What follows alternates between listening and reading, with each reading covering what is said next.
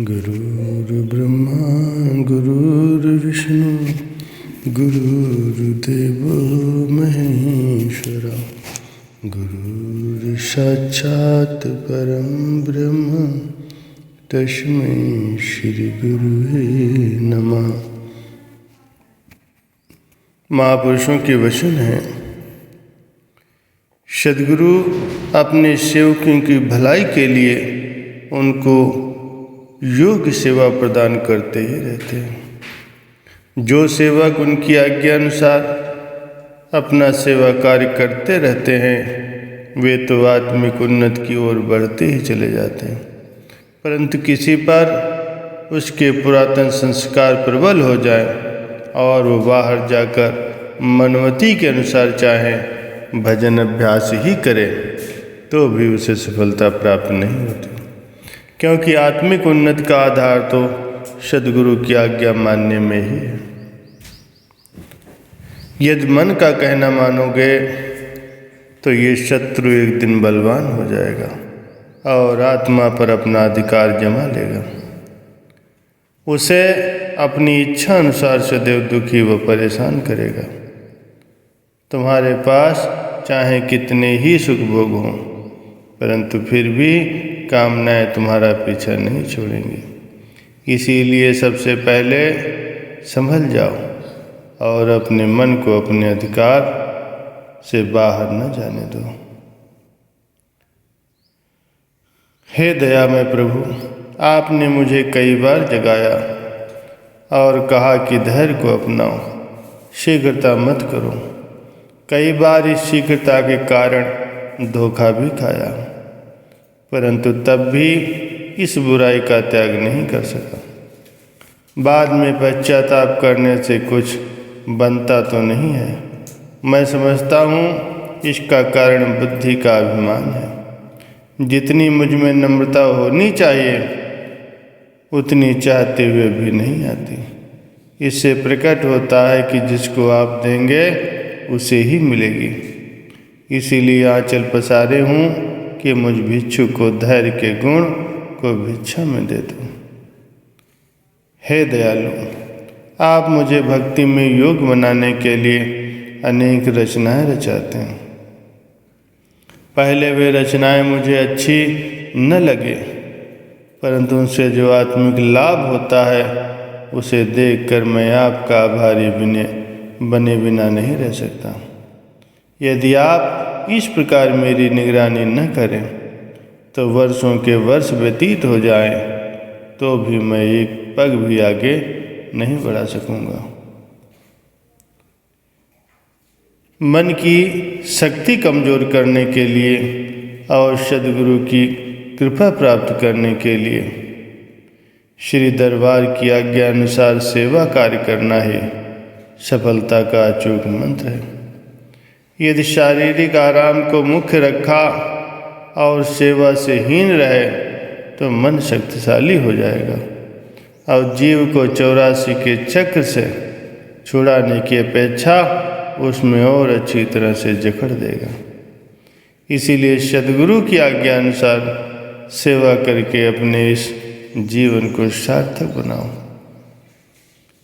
जो सदैव शरीर को चमकाते हैं या वस्त्रों को सफ़ेद पोशी में ही सारा समय व्यतीत करते हैं और सद्गुरु की सेवा में उन्नति नहीं करते, उनका दिन प्रतिदिन कदम पीछे ही हटता जाता है।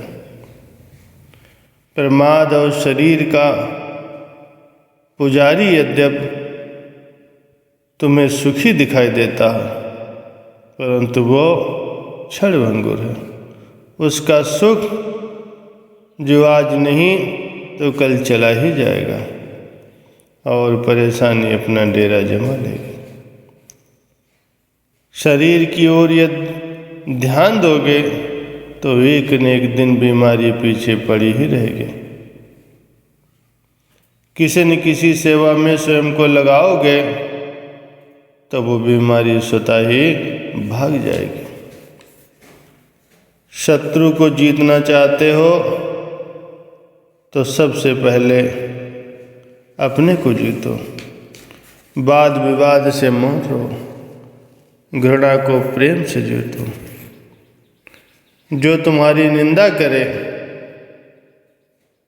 फिर भी उसकी बातें सुनो, पर दुखी न हो। तुम्हारे लिए जितने भी हितकारी हैं उतने बड़ा ये प्रशंसा करने वाले लोग नहीं। जो सुनकर तुम बड़े प्रसन्न होते हो, यदि मन का कहना मानते जाओगे तो ये शत्रु एक दिन बलवान हो जाएगा और आत्मा से युद्ध करके उसे अपनी इच्छा अनुसार चलाकर सदैव दुखी और अशांत रखेगा। इसीलिए पहले ही समझ जाओ, अपने में ऐसे संस्कार ही न डालो कि पराधीन बनना पड़े। स्वतंत्र जीवन व्यतीत करने में ही मजा है। ऐ जीव, सदैव क्षमा मांग। देखता नहीं, कल जिनका हुक्म चलता था आज उनसे कोई पूछता भी नहीं। फिर तुम आज की दशा पर मौन क्यों रहते हो? प्रशंसा के योग तो एक मालिक ही है जिससे सबको प्रशंसा प्राप्त होती। उनको भुलाकर कोई अपनी बड़ाई करने लगे तो मन के अधीन होकर अत्यधिक दुखी होगा। इसीलिए संभल कर और पग पग पर मालिक का आश्रय लो। जिस मनुष्य ने सद्गुरु और उसके दिए गए मंत्र को विस्मृत कर दिया, वो स्वप्न में भी सच्ची प्रसन्नता का मुँह नहीं देख सकेगा। संसारी लोग चाहे कितनी ही उसकी प्रशंसा करें, परंतु कष्टों के समय कोई भी सहयोग नहीं देगा। कितने बड़े परिवार वाले क्यों न हो, परंतु वहाँ अंत समय कोई दीपक जलाने वाला भी नहीं मिलेगा। हे प्रभु, मैं आपका ही अंश हूँ और आप में ही लीन होऊंगा। आप ही मेरे आदि और आप ही मेरे अंत हैं।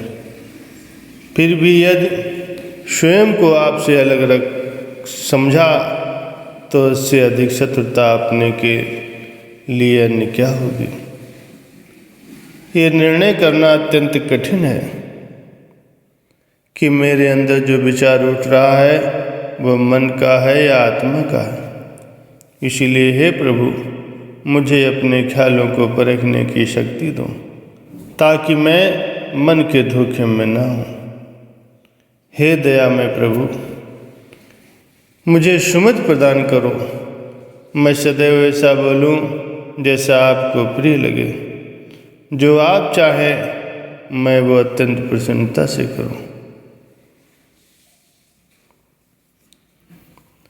मान लो कि संसार के सब सुख भोग के पदार्थ तुम्हें उपलब्ध हैं और दिन रात तुम उन्हें भोग रहे हो।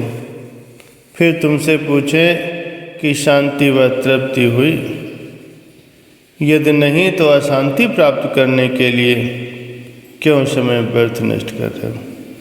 फिर तुम और प्रश्न स्वयं से पूछो कि जो समय तुम्हारा सद्गुरु के स्मरण में या ध्यान में व्यतीत होता है तो उस समय कितना आनंद प्राप्त होता है। जितनी अधिक श्रुति नाम में तल्लीन होती है उतना अधिक आनंद उपलब्ध होता है।